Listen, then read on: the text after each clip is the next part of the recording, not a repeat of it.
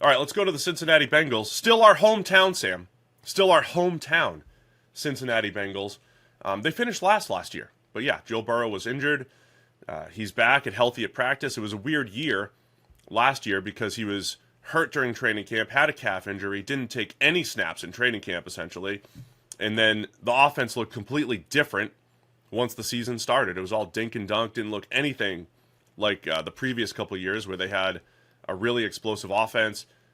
They finally clicked, right? Remember, there was times on our old show, Sam, middle of the season, you were like, all right, it's here. The Bengals are the best team in the NFL. They beat the Niners. They're rolling through everybody right now. They look like they used to. And then Burrow got hurt again. And Jake Browning had a really nice run, throwing the ball efficiently underneath.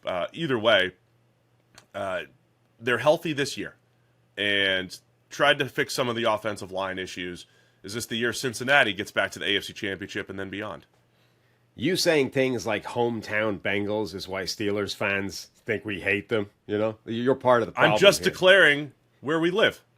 That's They it. don't know that actually the hometown Bengals have been amongst the least cooperative media operations out there in terms of helping us out, getting us access, all those kinds of things, They haven't Still been the waiting on easiest my team to email. work with. Yeah, Still waiting haven't on my been the email easiest right now. team to work with. Look, it all rests on Joe Burrow, who is now, he's unquestionably one of the top quarterbacks in the NFL. I think most people's rankings have him in that. If we put Mahomes in a tier by himself, Burrow is in the next tier, right? It's him, Josh Allen. These are the guys that are chasing Mahomes. But Burrow has now, developed a little bit of an injury history. And it wasn't one injury last year. It was one injury that popped up in training camp, and that lingered for a long time. And then it was a second injury that ended up shutting him down just as he seemed to have gotten over the first one and had turned the corner and looked healthy for the first time and, was going on that run where Cincinnati looked like they might actually shock everybody late in the year. So a real thing for the Bengals is he going to be a brittle quarterback, a guy that does have, consistent and persistent injury history? Is he becoming Tony Romo, right? Where he's just going to get nicked up constantly and that's going to restrict him going forward? Or did he just have a couple of fluke injuries and now that he's healthy, we're going to be dealing with a completely different guy? But, the Bengals with Joe Burrow is a contending team that can win everything. The Bengals without Joe Burrow are a different proposition entirely. I think because of the injuries, we're starting to get to the point where Joe Burrow's underrated. Where he's actually underrated, and we forget what he looks like when he's healthy. I understand, right? You're missing time. You can't make the club in the tub, as we used to say, Sam, right? When you're recovering from injuries. But when Burrow's healthy, he's absolutely in that top 3 quarterback conversation. He's right up there with Mahomes and Allen and whoever else you want to put in the top 3 or 4 quarterbacks in the NFL. And the last 2 years where he's been healthy, Cincinnati went to the Super Bowl and then lost in the AFC Championship in a close game to Kansas City. And Burrow was the driver. When they finally turned the reins over to him in 2021, they went halfway through the season, went from a run-first team to a Joe Burrow-led pass-first team. And he was chucking it down the field and dropping back 50 times, and he was the dude. And as long as T. Higgins is still there, Jamar Chase is there, Jermaine Burton is ready to break out, in a couple other options there, bring in Mike Gesicki at tight end, they should be right there near the top of the AFC. If the injuries pop up again this year and they're nagging and everything, I think we've got serious questions, right? It is three injuries over the course of his career now, since being drafted in 2020 for Joe Burrow. So yeah, that is getting significant. Lamar Jackson gets called injury prone for I don't even know if he gets called injury prone, but he missed he didn't finish the 21 and 22 seasons due to injury, and people were questioning that. So it's fair to question this for Joe Burrow. But I think he's almost underrated at this point. I liked the offseason moves of bringing in Trent Brown to shore up right tackle, to draft Demarius Mims to be the future right tackle. Injury issues during the preseason. The Bengals can never seemingly stay healthy up front on the offensive line, but they have all the pieces, health pending here, to be the best team in the AFC, and to get up there and challenge the Chiefs. That narrow loss you talked about as well to the Chiefs, which remember, that was basically, it was a Joseph Asai with a silly sideline penalty It that was a late hit extended. for the game-winning field goal, Right. yeah, for the Chiefs. And okay, Mahomes still would have had the ball. There was still time on the clock. Like, it wasn't done if that doesn't happen. But that was a big part of that game. If that doesn't happen, the Bengals would be being talked about as Kansas City's kryptonite, right? They had beaten them already 3 times, and that was the fourth game.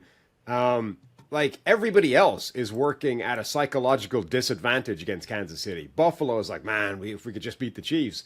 Baltimore hasn't been able to get over that hump repeatedly. Miami now can't win in Kansas City in the cold. Like, all these other AFC contenders are going up against Kansas City thinking, this is our Everest. This is our Super Bowl right here. The Bengals have a winning record against Kansas City during that kind of period, right? Joe Burrow is out here going, we can beat them. This isn't a big deal. Like, they're the only team out there that doesn't have that thing of we're like beaten before the game starts. This is a real deal. The way the Patriots used to be when they were at their best. Like, most of the teams running up against New England knew this was it. We're already behind the 8 ball. The Bengals don't. They know that they can beat Kansas City, and they've done it multiple times. And they're like that one play away from actually the psychology being completely reversed. And the Chiefs being in their own heads, being like, can we even beat this team? They get us every time. So I do think that that's an advantage for this team. They're good. They've shown they can go on runs. They can knock off the best teams in the NFL. When Joe Burrow's healthy, like, they can beat anybody. And they have a good winning record against this current dynasty who's working on a three-peat. Yeah, and that includes beating the Bills a couple times. They've beaten Lamar Jackson's Ravens when Lamar was healthy. Of course, they played the Ravens a bunch without Lamar over the last few years. So, yeah, I think Cincinnati can compete with anybody. Defensively, last year they took a chance in the secondary. Lost Jesse Bates walked out the door. Von Bell walked out the door. They tried to replace them with younger safeties, had some communication issues on the back end. It just wasn't the same defense. They had done such a good job, Lou Anarumo running that defense of, you talked about the kryptonite with the Chiefs. Lou was getting this incredible reputation for, in the second half, the Bengals, you don't know what the Bengals are going to do. And going way back to that AFC Championship where they beat the Chiefs, we're gonna rush 3 and drop 8 and really mess with Mahomes, and all these little second half adjustments that they were able to do, they probably didn't have at their disposal last year. They're trying to rectify that by bringing Von Bell back later in his career, just for, I think, the communication aspect of it, just for the veteran presence. Geno Stone, who had a ton of interceptions last year for the Ravens, I think just having him as a veteran presence is the key.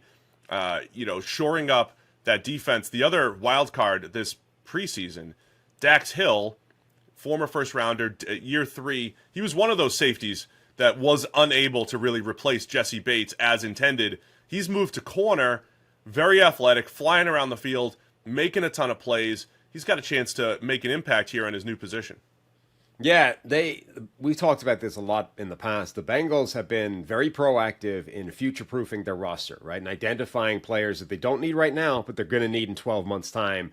And they bring them in a year early. You get them acclimatized, you get them working in practice, you get that first year under their belts, and then that's when you need them. Unfortunately, some of those players haven't actually been there when they needed them. Like, they haven't worked out, and Dax Hill has been one of those guys.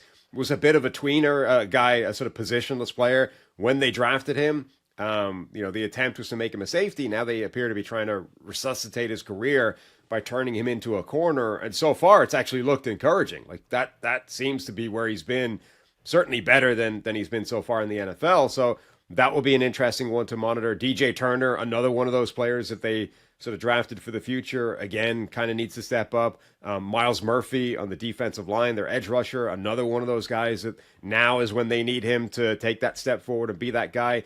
They haven't had a great track record recently of actually getting production out of those guys that they've earmarked for the future. And that is a potential area of concern for the Bengals across the board, right? They're now leaning on a few of those players, and some of them need to show up. My other area of concern for them is the interior of that defensive line, right? Effectively, the loss of Sheldon Rankins, and they've kind of thrown bodies at that. TJ Reader.